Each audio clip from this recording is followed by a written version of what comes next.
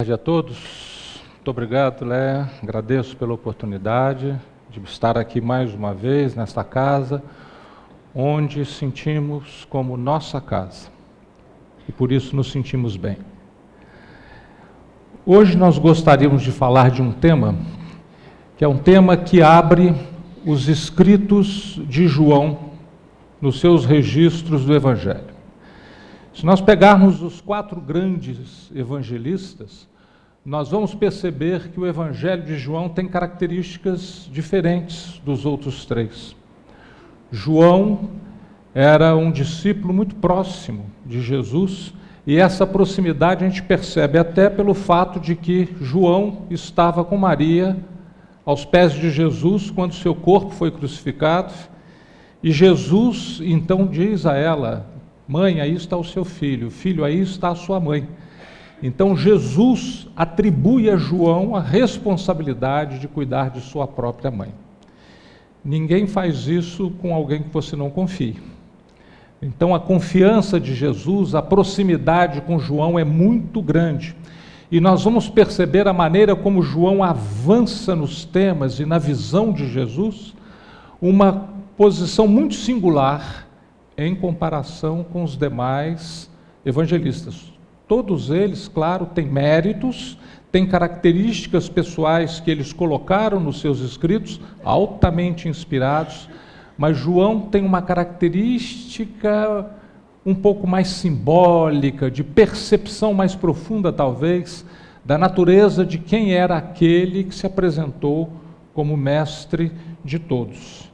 Tanto é assim que nós observamos que depois de Jesus já haver voltado à pátria espiritual, no momento em que ele quer passar todo o panorama de como seria o desenvolvimento religioso e filosófico do mundo, naquilo que é a grande revelação, que é o Apocalipse, quem é que ele escolhe?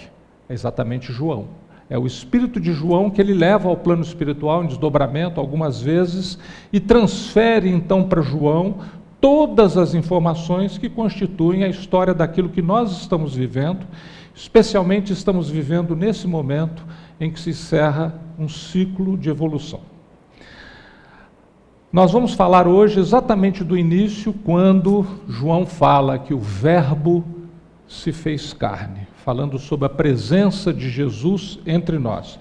E o que nós vamos falar baseia-se em algumas obras que são as seguintes. Pegamos algumas figuras e informações na Enciclopédia Livre, na internet, o Novo e o Velho Testamento, o livro Consolador, de Emmanuel, também Evolução em 2 Mundos, de André Luiz, psicografado pelo Chico, o Espírito da Verdade, psicografado por Chico Xavier e Valdo Vieira, Luz Imperecível, que é um trabalho da Federação Espírita Mineira, coordenada pelo Honório Onofre de Abreu, Folha Espírita, número 439, uma edição de maio de 2011, onde é relatado alguma coisa a respeito de uma entrevista feita por Chico Xavier, né? E aqui, além disso, acabei me esquecendo, mas o A Caminho da Luz, também de Emmanuel, foi consultado para que a gente pudesse trazer essas informações. Vamos começar com trechos do Evangelho registrado por João. Então estamos bem no início, quando João apresenta os seus escritos. E João então começa dizendo o seguinte: no princípio era o Verbo, e o Verbo estava com Deus, e o Verbo era Deus. Este estava no princípio com Deus. A que princípio João está se referindo? Possivelmente o princípio do nosso planeta. No momento em que Jesus recebe a atribuição do Pai Celestial de conduzir a evolução de muitos e muitos espíritos, somos bilhões de espíritos, né? Sob a responsabilidade de Jesus, pelo menos 30 bilhões de espíritos, onde ele é o grande pastor que coordena o seu rebanho. E ele avisa que ele tem mais do que esse rebanho, não é o único, né? Então, Jesus estava perfeitamente identificado com o Pai nesse propósito, espíritos totalmente evoluídos que se aperfeiçoam até o limite em que o espírito humano pode chegar, ganham integração com o Pai Celestial. E nessa integração ele então estava com Deus, né? No instante em que o Pai Celestial então atribui a ele, bem no princípio do nascimento do nosso mundo, a responsabilidade por conduzi-lo. Todas as coisas foram feitas por ele, e sem ele nada do que foi feito se fez. Nós vamos ver daqui a pouco Emmanuel detalhando estas informações para nós. Lá no livro A Caminho da Luz, Emmanuel é explícito em dizer que Jesus é o grande construtor do nosso planeta, atendendo aos desígnios do Pai. Nele estava a vida, e a vida era a luz dos homens.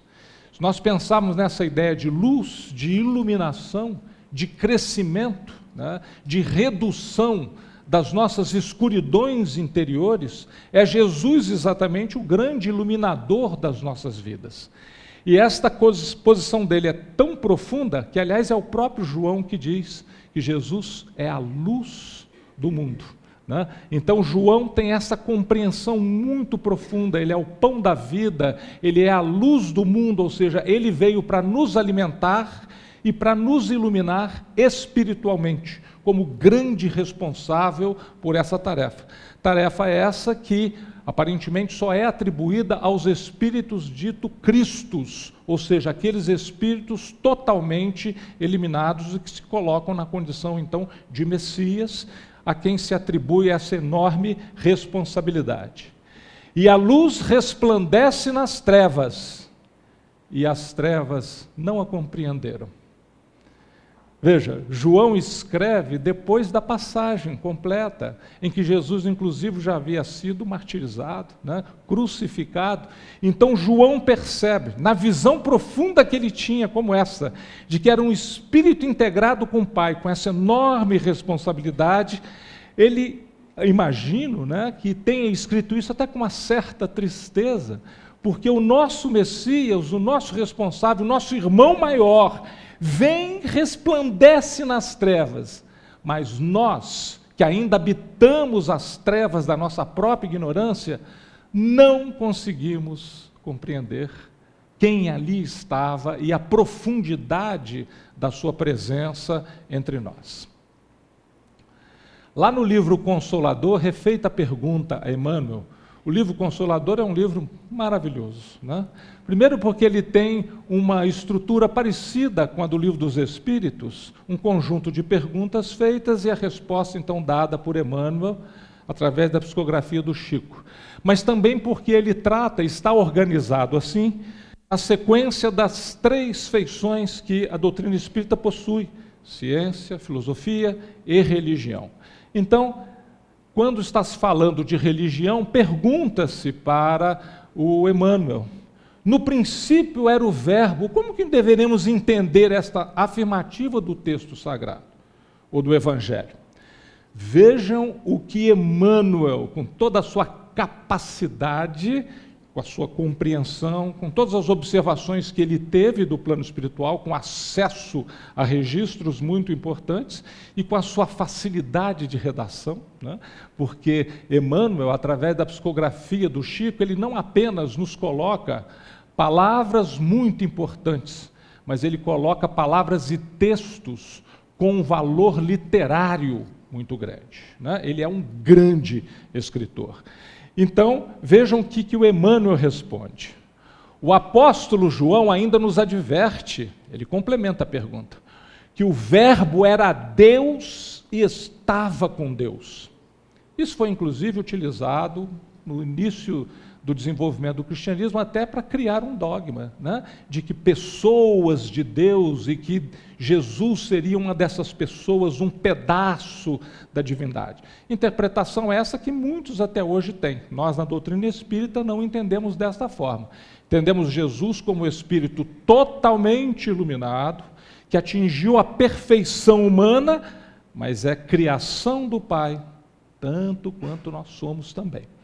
Só que alguém que chegou muito antes, né? Nós ainda estamos batalhando lutando para sair da escuridão. Jesus chegou à iluminação total muito, mas muito antes de nós. Neste princípio, quando o mundo nasceu, hoje nós olhamos a maneira como a ciência data o nosso planeta, pelo menos 4,5 bilhões de anos. Então nós estamos falando de um espírito que há pelo menos 4,5 bilhões de anos já era um espírito totalmente iluminado e aperfeiçoado, né? Ou seja, não é qualquer um.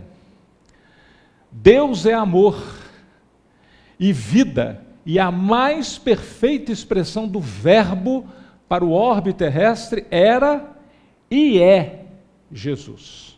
Então Jesus não apenas passou, Jesus continua, Jesus recebeu esta responsabilidade e continua dando conta dela, né? De nos ajudar na nossa condução do progresso. Identificando com a sua misericórdia e sabedoria, desde a organização primordial do planeta. Essa integração de Jesus com o Pai é tão grande, na intenção, nos desígnios, etc., que ele chega a dizer, eu e o Pai somos um. Somos um como? A mesma pessoa? Claro que não, ele é criatura do Pai, né? Mas ele é um com o Pai no seguinte sentido: o que ele faz nada mais é do que a vontade do Pai, porque ele aprendeu totalmente as leis do Pai Celestial e tudo o que ele fazia atendia e atende a essa vontade e segue essa lei. Visível ou oculto, porque muitas vezes, uma grande parte da humanidade nem reconhece o Cristo como grande governador do planeta. Mas não importa, como diz Emmanuel, né? Visível ou oculto, o verbo é o traço da luz divina em todas as coisas e em todos os seres, nas mais variadas condições do processo de aperfeiçoamento. Jesus é o grande provedor do nosso progresso. É Ele que propiciou tudo, desde o estabelecimento do planeta. O planeta era uma massa ígnea que lhe foi entregue. Ele juntou-se aos seus prepostos, espíritos cientistas com domínio de tecnologia muito avançada. Então eles constroem um cenário da vida, fazem as experiências, vão definindo como é que a vida vai se estabelecer neste planeta, como que as espécies vão se suceder, vão se aperfeiçoar, como que a vontade do Pai, através das suas leis, essa vontade se estabelece no ambiente do nosso mundo, e não apenas enquanto encarnados, mas no entorno do nosso mundo. Porque no entorno nosso, né, aquele que seria o mundo espiritual mais próximo de nós, estes ambientes também são responsabilidade de Jesus. E é Ele que está conduzindo a todos. E a todos mesmo, não apenas seres humanos. Todos os seres que por aqui passam, aqueles que ainda estão no reino mineral, estão no reino vegetal, no reino animal, todos estão sob a responsabilidade e sob o influxo das vibrações amorosas de Jesus.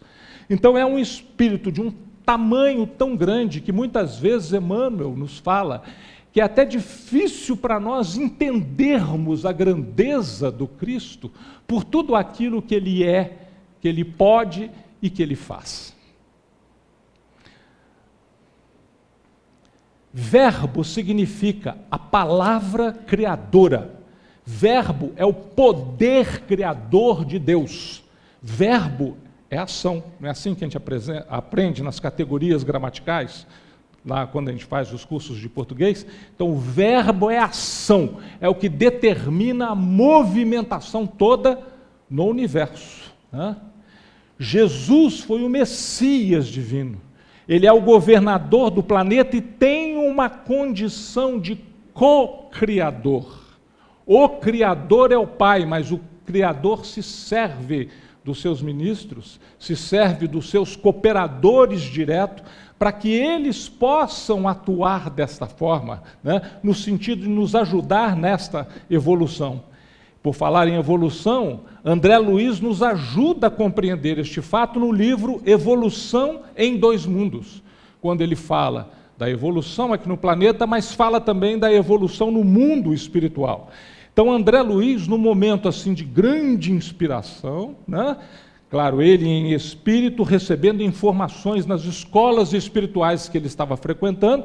André Luiz então diz o seguinte, veja que frase maravilhosa. O fluido cósmico, veja que ele adota a mesma nomenclatura de Kardec. Muita gente hoje reclama, puxa, mas Kardec usou fluido, por que a palavra fluido? Porque essa era a nomenclatura da época.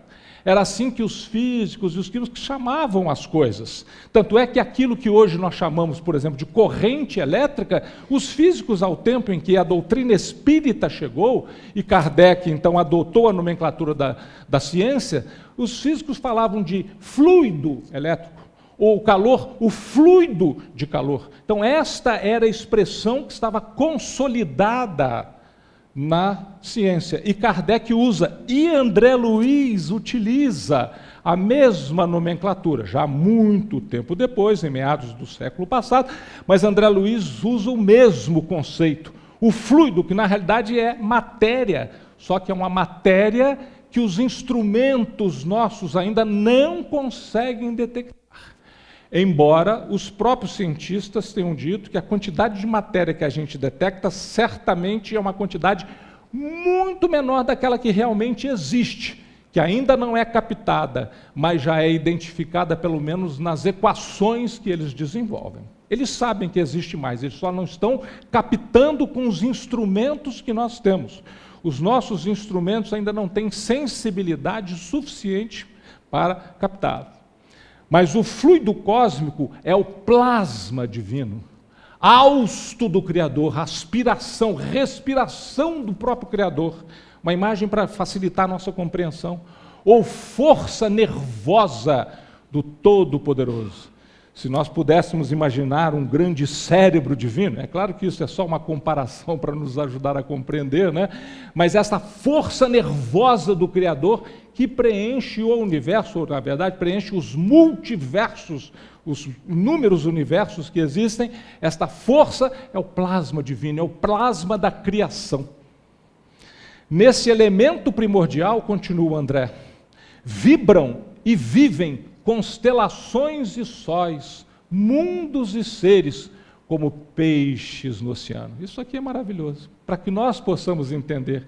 Vamos imaginar que nós estivéssemos debaixo d'água num grande oceano, né? Esse oceano poderia ser o fluido cósmico, que todos nós, todas as criaturas, animadas e inanimadas, estão imersas nesse oceano. Deus é amor, né? Lembra aqui o Emmanuel, pensando naquilo que foi colocado pelo próprio João, discípulo. Deus é amor. Esse amor é o clima de todo o universo. Esse clima nos envolve, nós estamos imersos nele como peixes no oceano. Nessa substância, o André então nos informa, original, plasma divino, há um influxo do próprio Senhor Supremo, que é Deus, operam as inteligências divinas a ele agregadas.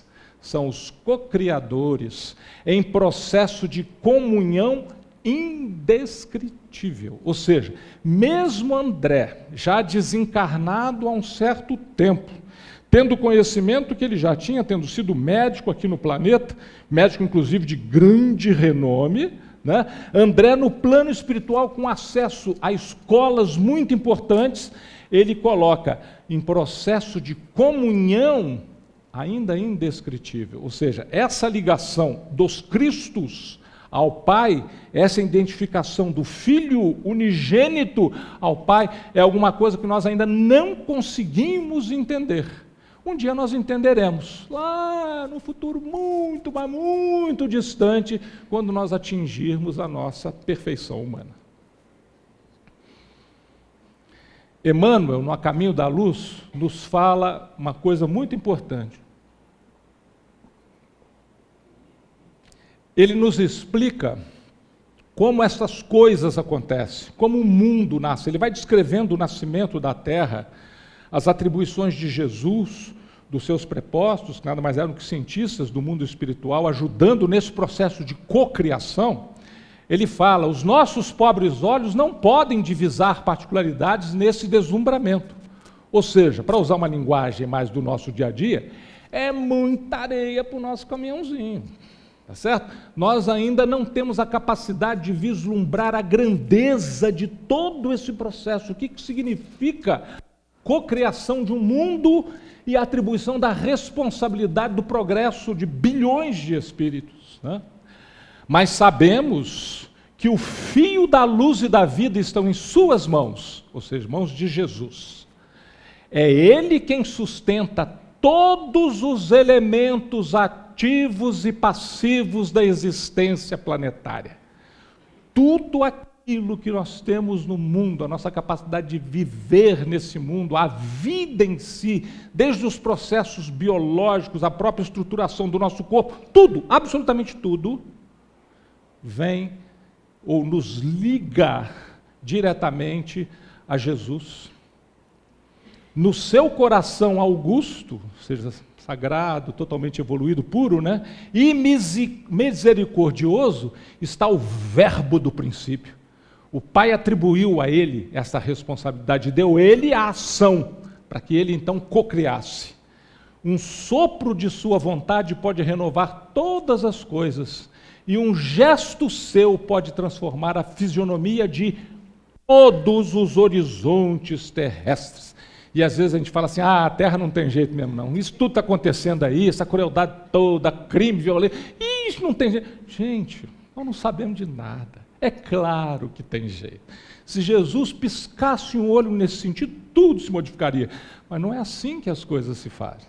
Jesus, por ser misericordioso, Ele suporta os nossos defeitos e espera o ritmo que nós conseguimos imprimir a esta evolução, até o ponto de separação de joio e trigo. Está perto. Aliás, o processo está acontecendo, né? Dizem os Espíritos que nós já estamos no processo, deixar para trás provas e expiações e entrar no tempo da regeneração.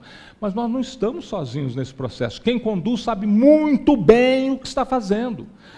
Esse mundo está uma bagunça, parece que não tem controle, não tem governo. É óbvio que tem. E tem um controle de um espírito totalmente aperfeiçoado, sem máculas no seu perispírito, né?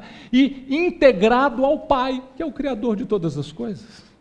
Então precisamos deixar que o nosso pensamento se envolva com essa ideia para que nós possamos abaixar a nossa ansiedade, tranquilizar um pouco mais os nossos corações. Está tudo, absolutamente tudo sob controle.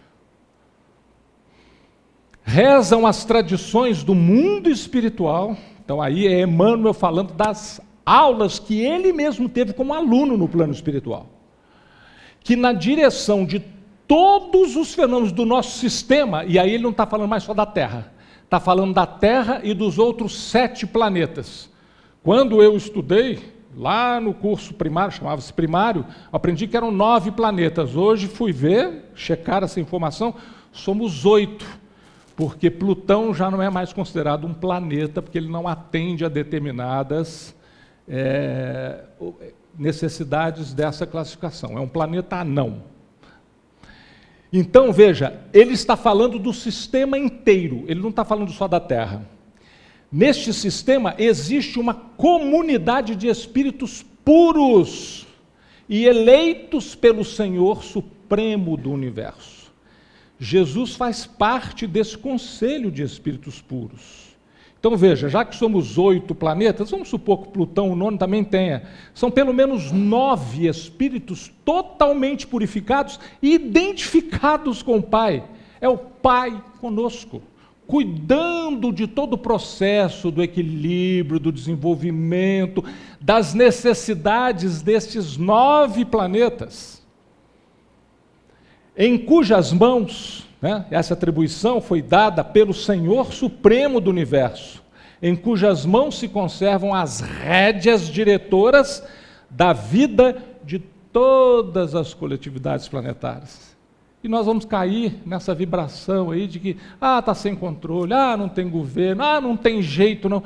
Gente, pelo amor de Deus, é o Pai Celestial, misericordioso, que nos atende diretamente com relação às nossas necessidades, através de espíritos a ele integrados em profunda identidade e em profunda aproximação. Mas vamos voltar ao Evangelho de João. Vamos voltar ao texto. Agora é o versículo de número 9. Ali estava a luz verdadeira, voltando a falar sobre o Cristo, que ilumina a todo homem que vem ao mundo. Veja a compreensão que João já tinha de tudo isso, de que Jesus era o grande provedor da evolução de todos nós que passamos pelo planeta. Estava no mundo, e o mundo foi feito por ele. Veja, João tinha essa compreensão de que o Cristo havia construído o mundo, a pedido do Pai, e o mundo não o conheceu. Veio para o que era seu, e os seus não o receberam. Ele escolheu um povo dentre os 4 que vieram da capela. Era o povo que praticava o monoteísmo, que estava em aliança profunda com Deus. Ele escolheu esse povo que ele havia absorvido lá da capela, certo? Com todo amor e carinho, falou: vou nascer entre vós para mostrar tudo isso. Nasceu entre eles e eles não receberam. Grande parte nem compreendeu, com todos os sinais que ele deixou, né? E foi tudo cumprido, cada item, cada pequeno jota, foi tudo cumprido para que a gente percebesse: ali está o Messias. E não compreendemos. Mas a todos quantos o receberam, deu-lhes o poder de serem feitos filhos de Deus, aos que creem no seu nome. Veja, aqueles de nós que através do apoio de Jesus começamos a compreender as suas lições, que nada mais são do que o estabelecimento das leis de Deus, nós começamos a nos aproximar do Pai através do Filho. Nós começamos a nos integrar ao Pai. Quem assume um Pai é porque também é filho.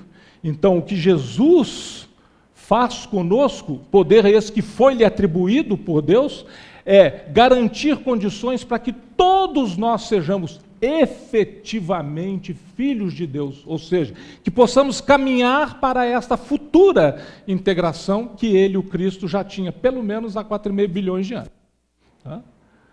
Os quais, esses que acreditam no nome, ou seja, esses que atendem ao chamado de Jesus, não nasceram do sangue, nem da vontade da carne, ou seja, não é uma coisa do dia a dia, do rame-rame, não. É algo do desenvolvimento espiritual do ser. Isso vem nem do sangue, nem da vontade da carne, nem da vontade do homem. Isso vem de Deus. Então, a partir do instante em que nós compreendemos esta lei, assumimos esta lei como norma de vida, automaticamente nós estamos nos integrando ao Criador, nos tornamos efetivamente filhos de Deus. Nós vamos ver isto, mais uma vez, Emmanuel nos explicando lá no A Caminho da Luz. Ele diz assim, olha: a ciência do mundo não lhe viu as mãos augustas e sábias na intimidade das energias que vitalizam o organismo do planeta. Cada planta, cada um de nós, os nossos corpos, esse simples objeto aqui está vitalizado com as energias amorosas do Cristo. A ciência ainda não enxergou isso, né? É o que Emmanuel está falando. Substituíram-lhe a providência, ou seja, tudo aquilo que ele fez com seus prespostos e tem feito na condução do mundo, substituíram pela palavra natureza, em todos os seus estudos e análises da existência. Mas o seu amor foi o verbo da criação do princípio. Ele está estabelecendo isso desde o início. Como é e será a coroa gloriosa dos seres terrestres na imortalidade sem fim. Ele não apenas criou o mundo, veio aqui pessoalmente, deu toda a sua mensagem, mostrou como é e falou assim: agora está por conta de vocês. Não, ele continua. Ele continua até que cada um de nós possa colocar a coroa gloriosa do desenvolvimento que nos integra à vida verdadeira, produtiva, onde nós então não morreremos nunca mais. Como Jesus falou, aquele que me aceita, aquele que aceita essas palavras, mesmo que esteja morto, viverá. Né? Ou seja, é uma entrada no aproveitamento real da vida, não como o sangue e a carne ensinaram, mas como é o influxo espiritual em função das nossas necessidades de seres imortais. Vamos mais. Nós temos necessidade de iluminação, de crescimento espiritual. Quem é a luz do mundo? É Ele. Nós precisamos tanto de paz. Quem é que nos dá paz? Ele falou, eu dou a paz. Mas olha, cuidado, não é como o mundo a dá. É outra coisa, é uma coisa definitiva. Não é a transitoriedade das coisas do mundo, nascidas da carne e do sangue. Estamos sujeitos a quê? A lei da reencarnação para avançar. Uma vida, aí, por mais longa que seja, por exemplo, eu tenho a satisfação de ter um pai que está com 96 anos. Está quase beirando um século. Puxa, seu Correia já viveu bastante. Ainda assim, uma vida só é muito pouco. É muito para a gente, né? Porque a gente conta tudo, aliás, por conta dos ciclos de reencarnação. Né? Então, tudo que passa mais de 100 anos, a gente acha que é muito, né? Nada. Isto é um segundo no relógio da eternidade. Uma vida só não basta e Jesus nos ensinou isso. Ele disse para o doutor da lei, em verdade digo-te, ninguém pode ver o reino de Deus se não nascer de novo. Ou seja, nós precisamos ir, voltar, batalhar para, na hora que a terra pular para a terra da regeneração, a gente merecer ficar aqui. Nós estamos numa viagem, a vida é uma viagem, mas não é de turismo, gente, é viagem de trabalho. A gente tem que sair da vida melhor do que entrou. A gente tem que ter reduzido alguns defeitos e adquirido algumas qualidades a mais que a gente não tinha. Esta é a nossa necessidade. Não é diferente disso aquilo que a Léa nos falou no início, na abertura. Terminamos um mês. 1/12 do ano já foi. O que nós já aprendemos? No que é que nós melhoramos? Só ficamos mais gordinhos por causa dos abusos alimentares? Ou nós colocamos um pouco mais de informação e melhores sentimentos no coração? Chegar ao reino de Deus significa integrar-se ao Pai, tornar-se verdadeiramente filho do Pai, né? Esse processo é dirigido e é acompanhado diretamente por Jesus, que nos conhece a todos, nos mínimos detalhes. Nós somos responsabilidades dele. Somos criaturas de Deus, né? Como o Tassiro fala algumas vezes, adoro ver o Tassiro falar isso, ele fala, às vezes a pessoa fala, mas eu sou errado, eu sou uma coisa errada mesmo, nada dá certo. Nós não somos erros, Deus não erra, nós somos acertos de Deus, né? Só que nós precisamos aperfeiçoar. Vamos voltar ao texto de João para mais reflexões. E o Verbo se fez carne, ele vem em carne entre nós. Aceita voltar à matéria densa, o Espírito totalmente divinizado. Vem a este corpo denso, uma matéria ainda endurecida, e habitou entre nós, e vimos a sua glória, como a glória do unigênito do Pai, cheio de graça e de verdade. Aí nós pensamos, unigênito significa filho único. Quer dizer que se ele é o filho único, então todos nós não somos filhos? Que história é essa? Vamos ver daqui a pouquinho. João testificou dele, e clamou dizendo, aqui está falando do João o Batista, o precursor. Este era aquele de quem eu dizia, palavras de João Batista, o que vem após mim é antes de mim, porque foi primeiro do que eu. Foi primeiro do que eu como? Chegou à escala máxima da evolução humana. João Batista era precursor, fez o trabalho de disseminação da verdade para que o amor, então, se estabelecesse entre nós. Foi todo o trabalho de Jesus, e tem sido e ainda será. Né? Porque Deus é amor, ele está integrado com o Pai, então o trabalho dele sempre é amor. João Batista tinha noção clara de que ele era muito menor do que Jesus. O que vem após mim é antes de mim, porque foi primeiro do que eu. E todos nós recebemos também da sua plenitude e graça por graça. João, profeta, portanto médio, tinha a compreensão plena de que ali estava o Messias, o responsável por todo o processo de crescimento da humanidade terrestre. Porque a lei foi dada por Moisés. Os 10 mandamentos estabelecem o que nós precisamos. A graça e a verdade vieram por Jesus Cristo. E ele completa: Deus nunca foi visto por alguém. O Filho unigênito que está no seio do Pai, ou seja, no seio de Abraão, totalmente integrado com o Pai, esse o revelou. Nós não temos a capacidade de enxergar a Deus, mas Jesus tem, pela profunda integração. Então ele vem e revela o Pai, mostrando inclusive as necessárias correções de interpretação da lei antiga. Na lei mosaica, se nós olharmos lá, nós vamos ver alguns momentos, parece que existe um Deus cruel, um Deus que comanda exércitos. Jesus vem e chama a Deus de papai, o Deus da misericórdia, o Deus da intimidade, o Deus do cuidado extremo, de que nunca se esquece de nós, porque Deus tudo sabe e está em todos os lugares, inclusive dentro de nós. Livro dos Espíritos, questão 625. Kardec pergunta ao Espírito Verdade: qual o tipo mais perfeito que Deus tem oferecido ao homem para lhe servir de guia e modelo? E ele responde simplesmente: Jesus. Jesus é o tipo mais perfeito, ou seja, o espírito mais adiantado que qualquer ser humano aqui da Terra já viu é o Cristo. E aí Kardec aproveita para ajudar a nossa compreensão das coisas e diz o seguinte: para o homem, Jesus constitui o tipo da perfeição moral a que a humanidade pode aspirar na Terra. Então a gente fica pensando, até onde dá para eu chegar? Olha para o Cristo. O que seria o máximo de amor? A maneira como Jesus amou. Né? O que é a fraternidade no seu sentido mais profundo? A maneira como Jesus demonstrou. O que é ser caridoso? É fazer o que Jesus fez.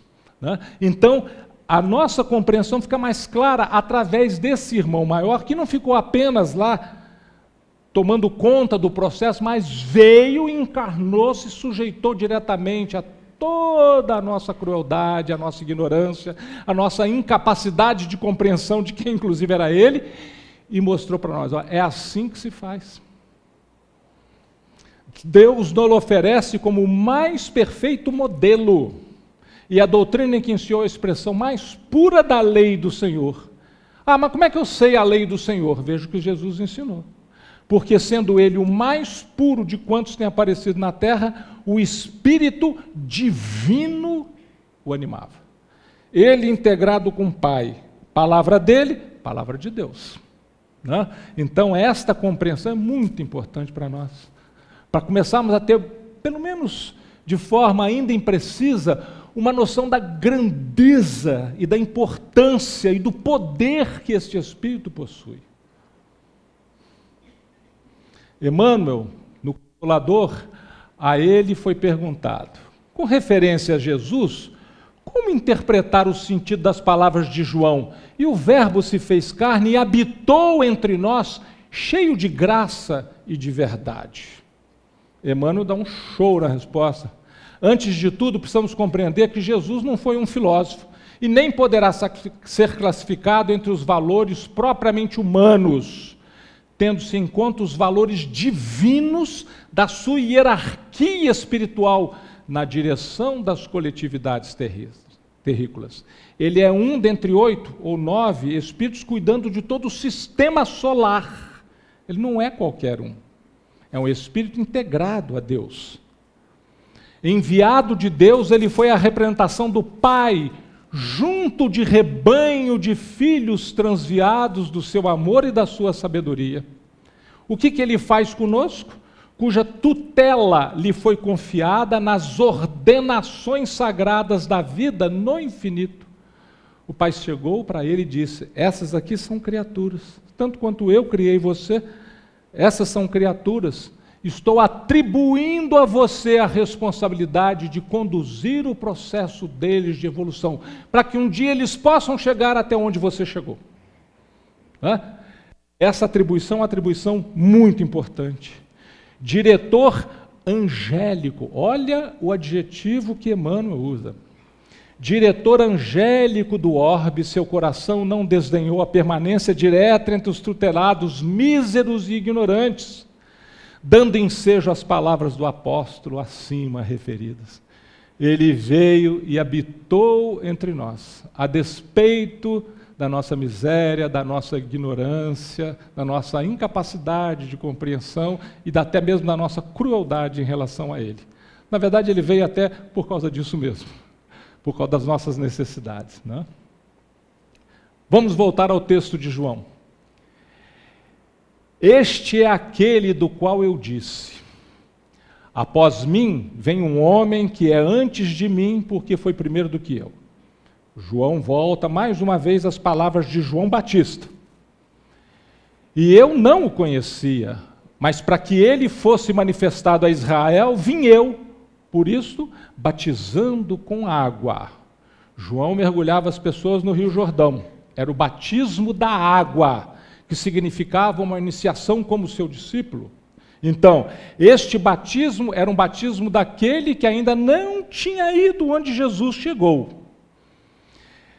E eu não o conhecia, mas o que me mandou a batizar com água, ou seja, ele recebeu uma ordem espiritual para isso. João, como profeta, era médium. Então ele recebeu o influxo mediúnico, né, a informação espiritual daquilo que ele tinha que fazer. E ele foi fazendo. E foi avisado que um dia ele ia ver o Messias. E essa entidade que conversava com João me disse: sobre aquele que vires descer o Espírito e sobre ele repousar, esse é o que batiza com o Espírito Santo. Então veja, viria alguém muito maior que João que não ia batizar com água, ia batizar com o Espírito Santo, ou seja, ia abrir as nossas possibilidades de trabalho com a mediunidade, de nos ligarmos e servirmos como intérpretes de espíritos já santificados, de espíritos já trabalhando pelo progresso da humanidade e que iriam ser reconhecidos e iriam sensibilizar a mediunidade de muitos. E eu vi, João viu esse fenômeno acontecer e tenho testificado que este é o Filho de Deus. Então ele compreendeu, ele enxergou, ele já tinha sido avisado, e aí ele abre o verbo no sentido aqui da palavra, né? Ele abre o verbo e diz: aí está o Messias. Então veja, é um importante testemunho do precursor João Batista, que claramente diz: ele foi primeiro do que eu, ou seja, ele é muito mais do que eu, né? Comprovação do que havia sido mediunicamente anunciado para ele. Quando você vir que desce um Espírito sobre ele, este é o Messias. Foi isso que ele viu, o fenômeno está descrito lá nos textos evangélicos, né? Vamos pegar um trechinho do Atos dos Apóstolos. Nós sabemos que o Atos dos Apóstolos foi escrito por Lucas, né? Lucas escreve o ato e vai contando, e lá no capítulo 1, ele começa a falar dos primeiros momentos, ou seja, os 40 dias que Jesus, depois de crucificado, já deixando o corpo físico, Jesus estabelece um contato muito intenso com os apóstolos, né? Se deixa ver e até tocar pelos apóstolos e passa informações muito importantes. Algumas dessas informações nós vamos recordar aqui lendo trechinhos, alguns versículos do capítulo 1. E até o dia em que me foi recebido em cima, ou seja, até o dia em que Jesus foi, em definitivo, depois de ter dado mandamentos pelo Espírito Santo aos apóstolos que escolheram, ou seja, Lucas está dizendo o seguinte: essas foram comunicações mediúnicas, foram fatos mediúnicos, fenômenos mediúnicos produzidos por Jesus no contato direto com os apóstolos, né?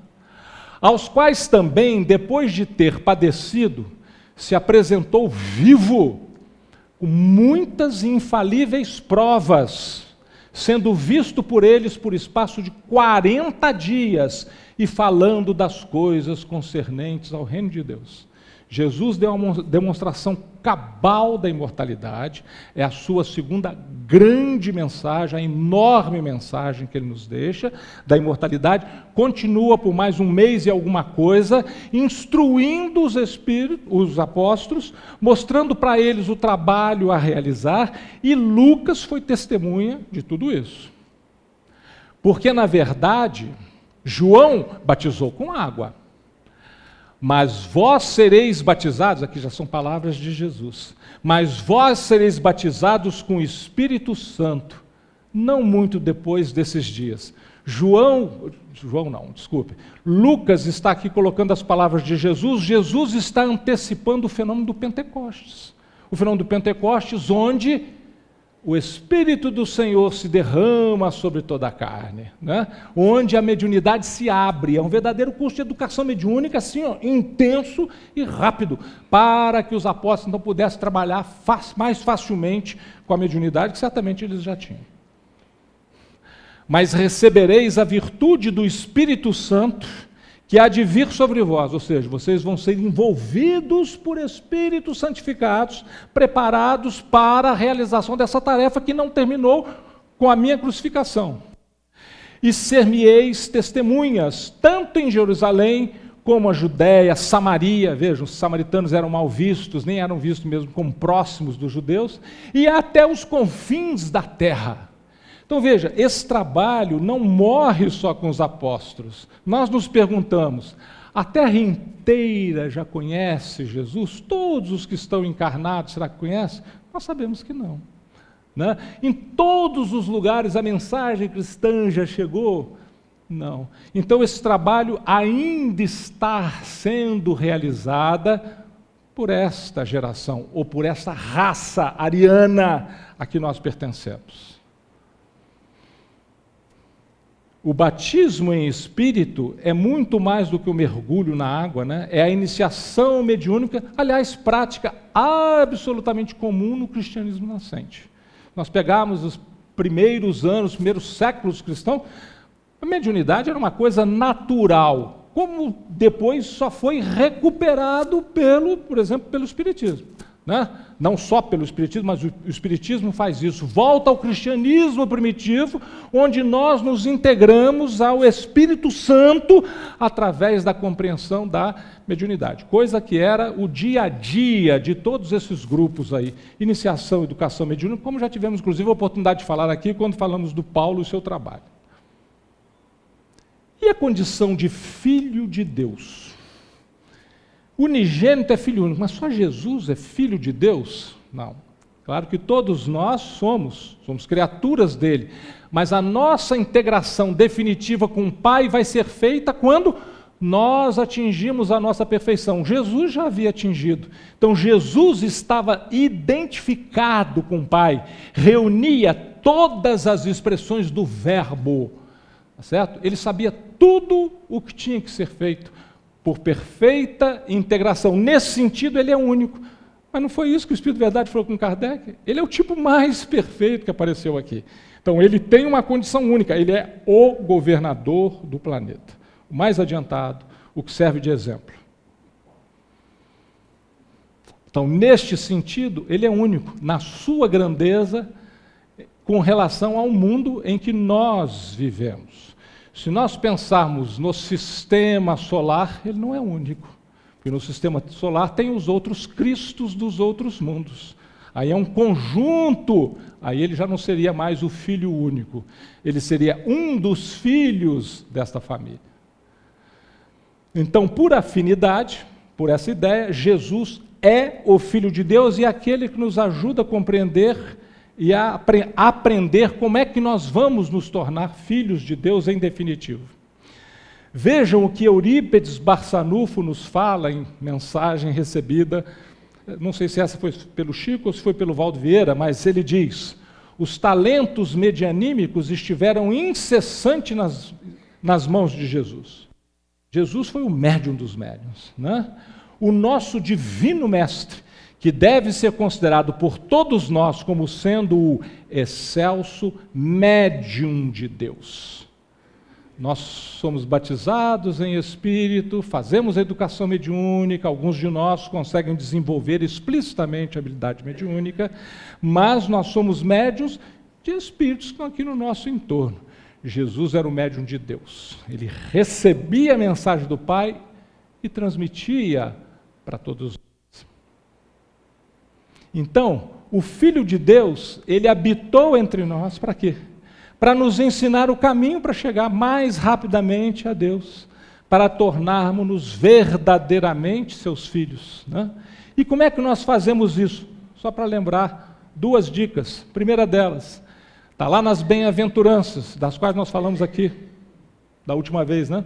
Bem-aventurados os pacificadores, porque eles serão chamados filhos de Deus. Aqueles não só que aceitam a paz, mas que já produzem a paz, esses são entendidos como filhos de Deus. E Jesus nos ensinou também no Sermão da Montanha que somos todos filhos de um mesmo Pai, quando ele diz: portanto, orais vós desse modo: Pai nosso que estás nos céus, santificado seja o teu nome. No momento em que nós santificamos o nome do Pai, nós nos integramos a Ele como seus filhos, né? Então, este processo, Jesus está nos empurrando, avante, vai, bem-aventurado, está nos empurrando nesse processo para que nós possamos aprender a nos integrar ao Pai. Livro dos Espíritos, questão 621. Onde está escrita a lei de Deus? Essa lei? Essa lei está na consciência. Cada um de nós tem. Puxa vida, então eu tenho um livro dentro de mim? Tenho. Mas será que não tem alguém que me ajuda a ler esse livro? Claro, é Jesus, né?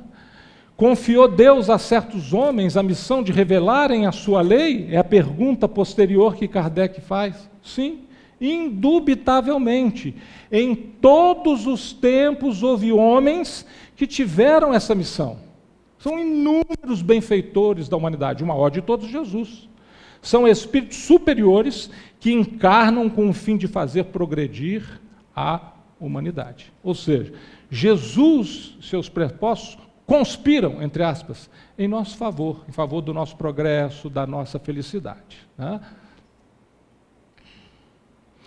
Mais uma vez, Emmanuel, A Caminho da Luz, dá informações importantíssimas. Só lembrando que A Caminho da Luz foi escrito em 1939, pelo menos publicado em 1939, um pouquinho antes da Segunda Guerra Mundial. A gente nota, inclusive, nas palavras de Emmanuel, em determinado instante, ele que está sentindo que a coisa estava se desenhando da Terceira Guerra Mundial, até uma certa angústia, né? Ele fala de 3 grandes reuniões das comunidades desse sistema solar, dos Cristos, próximos da Terra, para tomar decisões importantes a respeito do nosso planeta. Que reuniões são essas? Essa comunidade de seres angélicos e perfeitos, da qual Jesus é um dos membros divinos, ao que nos foi dado saber, então, informação que Emmanuel captou no plano espiritual, e a ele foi dada a permissão de transmitir a todos nós. Apenas já se reuniu nas proximidades da Terra para a solução de problemas decisivos da organização e da direção do nosso planeta, por 2 vezes no curso dos milênios conhecidos. Então, até 1939, 2 vezes essas comunidades se reuniram. Quando? A primeira, verificou-se quando o orbe terrestre se desprendia da nebulosa solar, a fim de que se lançassem no tempo e no espaço as balizas do nosso sistema cosmogônico e os pródromos, os inícios da vida na matéria em ignição do planeta, quando o mundo estava nascendo. 4,5 bilhões de anos, na datação da ciência humana, né? Então, veja, neste instante, essa comunidade solar se reuniu com Cristo e falou: olha, este é o momento, o Pai está atribuindo a você essa responsabilidade. Vai, nós estamos aqui para dar o suporte e trabalharemos em conjunto. A segunda, quando se decidia a vinda do Senhor à face da terra, trazendo à família humana a lição imortal do seu evangelho de amor e redenção. A primeira, quando a terra nasceu; a segunda, quando Jesus veio e pessoalmente o Verbo se fez carne entre nós. Espíritos abnegados e esclarecidos, continua Emmanuel, falam-nos de uma nova reunião da comunidade das potências angélicas do sistema solar. Lembrando, está sendo escrito em 1939, da qual Jesus é um dos membros divinos. Ele reafirma, reunir-se-á de novo a sociedade celeste pela terceira vez na atmosfera terrestre. Só pode ser uma coisa muito importante, porque a primeira foi quando o mundo nasceu, a segunda quando Jesus veio pessoalmente, essa terceira tem que ser um momento de grande importância para o nosso mundo.